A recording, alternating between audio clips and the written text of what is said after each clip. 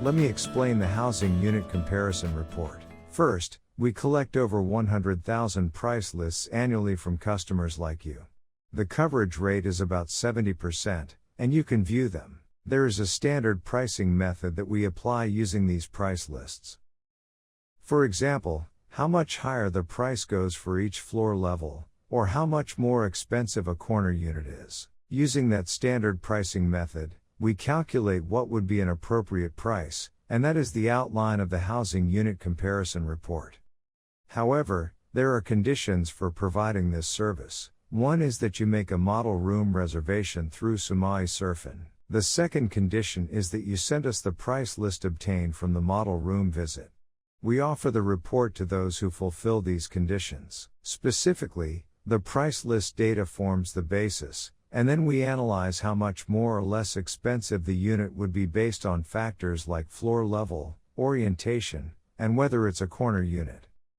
This allows you to determine which dwelling units are the cheapest based on this analysis. However, this method is weak when it comes to special cases, such as if there is a building blocking the view or if there are bad sunlight conditions. Or in the case of a premium floor, upper floors of a tower condominium are priced differently. This is not taken into account. So, it's best to consider this report as a reference. That said, the pricing methods for new condominiums tend to have peculiarities, but our method is much more neutral in comparison. In that sense, I believe it can serve as a very useful reference. For example, if a unit is advertised at a low price, like starting from 39.6 million yen, it may actually be a great deal. You can also spot pricing errors.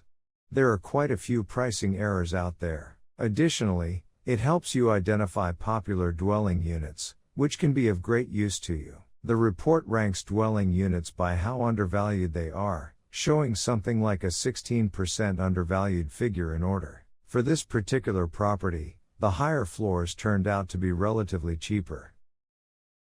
To recap.